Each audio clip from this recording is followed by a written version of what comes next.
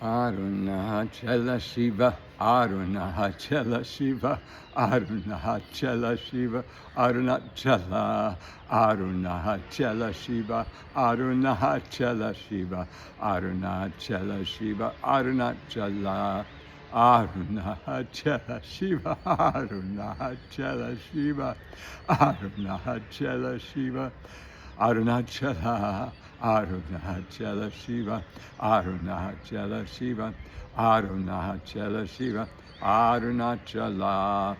Om.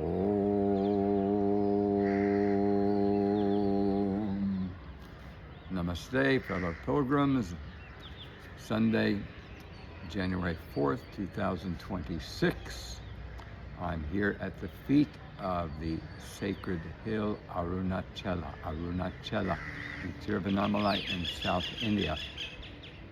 Arunachela is said to be not the home of Lord Shiva, but Lord Shiva himself.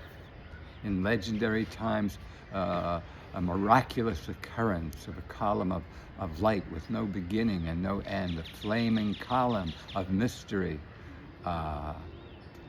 manifested, and that column is still here etherically, and called the Linga Bhava, the appearance of Lord Shiva, unborn, undying, everywhere, always, eternal, forever and ever. Lord Shiva, Shiva means auspicious, and Shiva rules tamas guna, the embodiment in form, and Shiva is the incredible auspiciousness of being in a body, seeing, feeling, of loving, of hurting, just all of the ecstasy and agony, joy and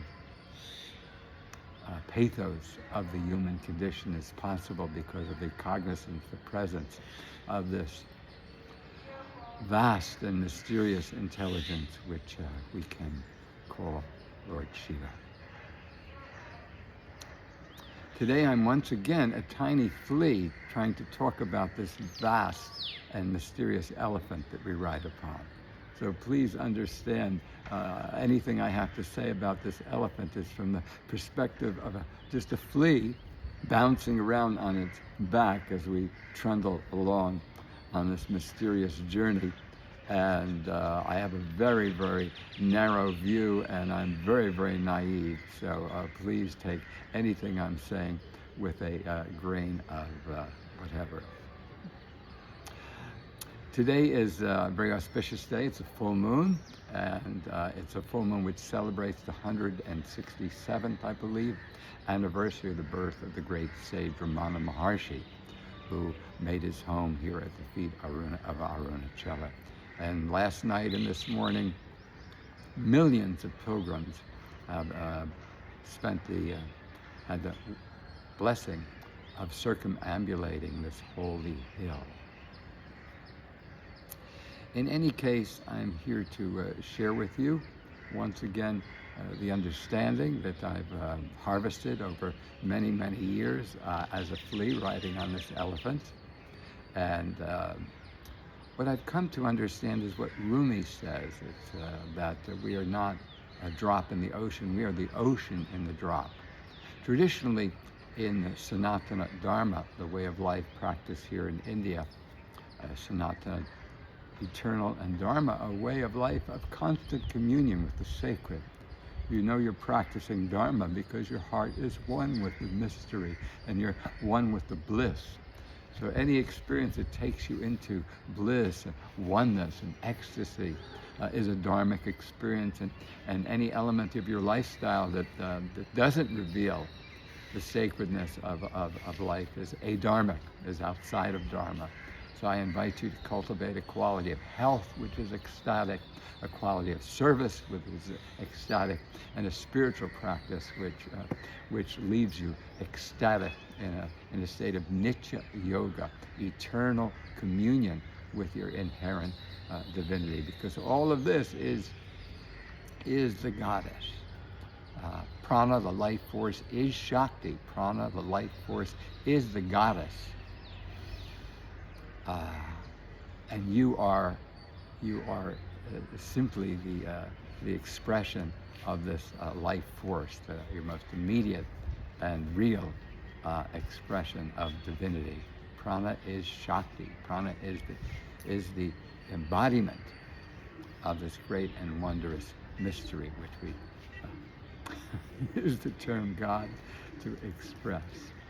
In any case, we're talking about what sages in India call the Vishwarupa, Vish universal Swarupa form, the universal form of God, that each of us is not merely a drop in the ocean, but the ocean in the drop.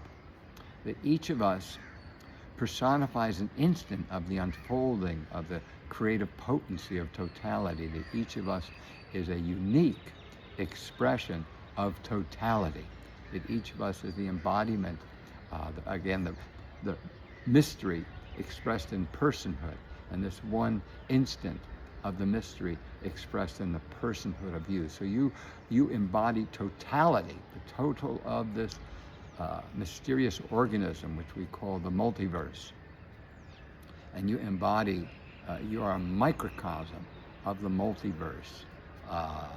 We use the term sometimes holographic, but a holograph is not as accurate as this representation that you are, because a holograph, each chunk gets fuzzier, and in this gestalt, in this whole, in this totality, in this reflection of totality that you personify, in each cycle, because it's made of the cycles of the life and breath. In each cycle, the yang, the expanding, and the yin, the contracting, the rajas and tamas breath. Each point that these sonic waves interact is a still point of sattva, of being, of one with the source, and the system self-corrects at each quark, as each quark dances in its cycle of moving from the source to the field, expressing itself, drawing back to the source to be self-corrected. So everything is this cybernetic mechanism. Everything is self-creating.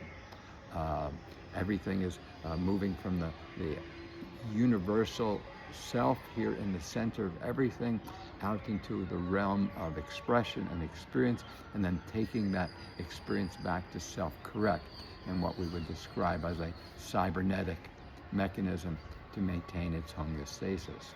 And God, if you may, is this presence, is this cognizance, is this awareness that allows this cycle to be cognizant and to self-correct to maintain its homeostasis. So we are contemplating totality, however vast that might be. This flea is contemplating totality, however vast that may be, as a holarchy, a hierarchy of whole units, where each atom, each molecule, each cell is independent and able to create itself and cooperate with the molecules, with the cells, with the organs, with the organism around it, with nature and the cosmos, with the planets, with the solar systems, with the galaxies around it, to maintain its homeostasis. So each whole, everything is made of wholeness in this life force, in this mysterious goddess. This is the self-sacrifice of the goddess. So it is vast beyond comprehension in its busyness, in its intelligence. But each unit of intelligence is independent and able to self-create and self-organize, and is responsible for the integrity and well-being, health of its own field. And then it cooperates in atoms and molecules and cells and organs and organisms in nature, in the cosmos, out to the limits of our imagination. So we're saying that this universe is a single living, breathing, conscious organism, and it's a holarchy, a hierarchy of wholeness, where each living unit of wholeness is self-organizing, and that the quintessence of that is this cognizance, which allows it to self-organize, self-create. In Hinduism, this is called the self. The most common name of the divine within you is the self, because it is what is actually cognizant, what is actually aware, what is actually the essence that sustains this field. In the Bhagavad Gita, Sri Krishna says, I am the knower of all fields. This divinity lives within you as you, and is the one who's cognizant of what's going on here. So it's a little bit,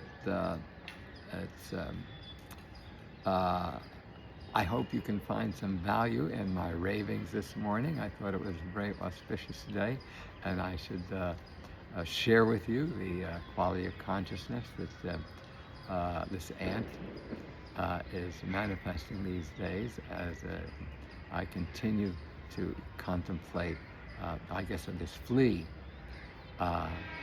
is manifesting these days as I continue to contemplate this great and wondrous mystery of life. I hope sometime in the future we can continue this, and I hope that we will meet. Many blessings to you, all happiness in the new year, all grace in your pilgrimage to your own dear and wondrous and divine self. Namaste, Arunachela Shiva, Arunachela Shiva, Arunachela Shiva, Arunachela, Arunachela Shiva, Arunachela Shiva, Arunachela Shiva, Arunachala.